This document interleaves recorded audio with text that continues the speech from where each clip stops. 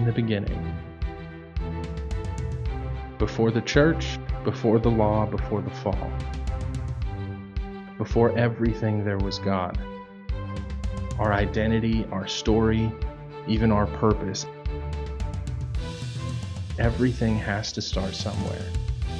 And in the beginning, God. Up until now, these first 11 chapters, God has been, describing through Moses, this is where you came from. This is the broad picture. This is the worldview, the cosmic view of how we got here.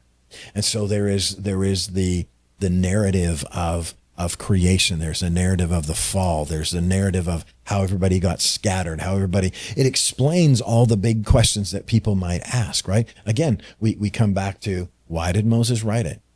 How did all of this happen? How did we end up with all these different people all over the place? Well, those first 11 chapters describe it all. Mm-hmm.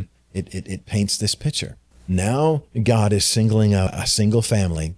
Why? For the purpose of salvation. Then we get to that amazing, call of Abraham. Mm-hmm.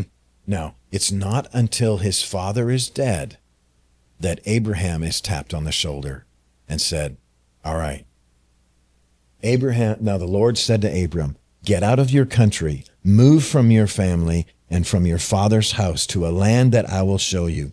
I will make you a great nation. I will bless you and make your name great, and you shall be a blessing. I will bless those who bless you. I will curse those who curse you.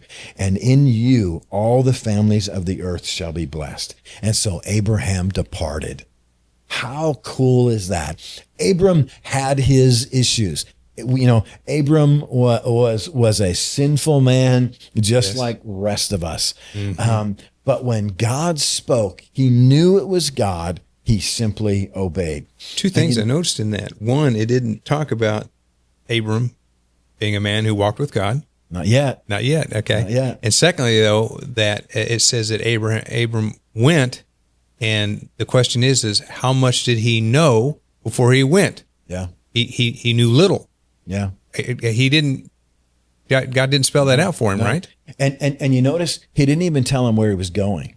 He just said to go. He just said, go to a land that I will show you.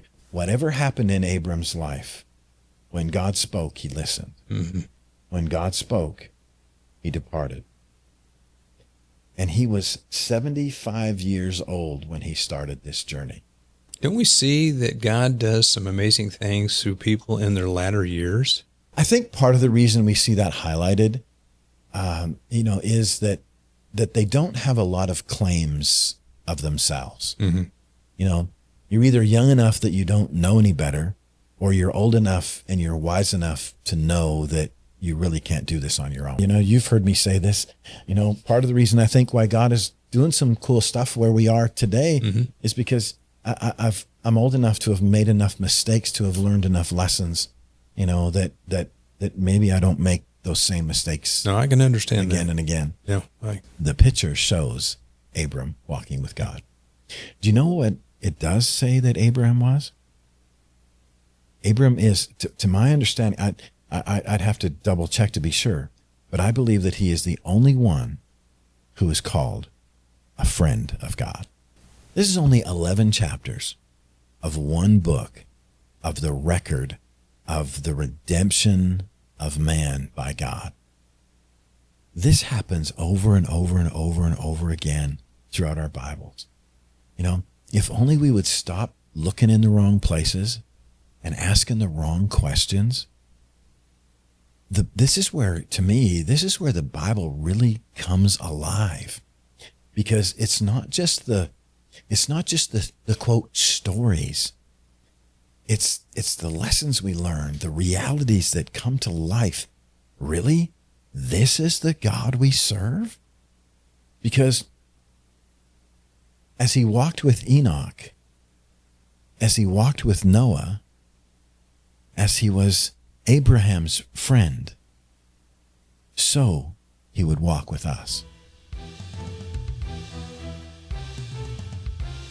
Why don't we? The beginning matters.